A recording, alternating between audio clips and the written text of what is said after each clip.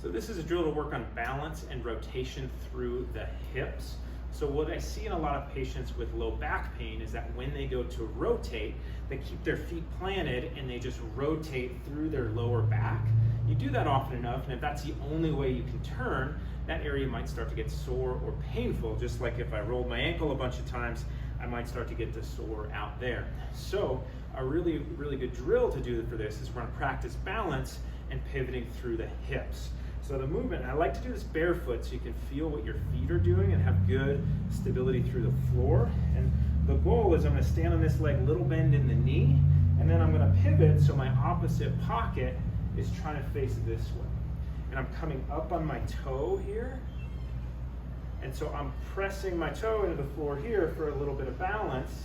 And then as I come back the other way, I'm trying to get my back pocket turning and opening, and I can balance there. So that's the start. And then as I get this flow in, I can then kind of just rotate through the hip and not have my other toe touching down as much as possible.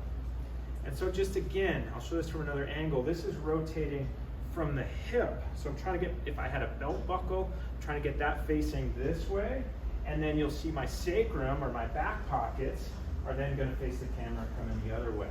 So that's all from the hip. And that's important because if I just kept my feet planted and then rotate here, it's just kind of my side body, maybe my belly button that's turning. It's not my belt buckle. And if I go the other way against my low back, but not so much my back pockets. And so really trying to get rotation through the hips rather than the low back. So if you do this enough, you'll start to feel that this hip is actually working to do that, particularly if you don't put a foot down. So it's a great proprioception drill, but also endurance drill. And then also for people with tight hips, particularly into internal rotation, I see this in a lot of men, but not exclusively men with back pain. Going here, they get only so far and they feel a stretch there. So if we're limited in this rotation of the hip, I'm not going to be allowed to express this rotation, which can drive force through the low back. So this can double, if I kind of hang out here, I feel a stretch down there. This can double as a stretch for internal rotation, as well as working through that. Just one note is I don't want to go so far that I start torquing through my knee.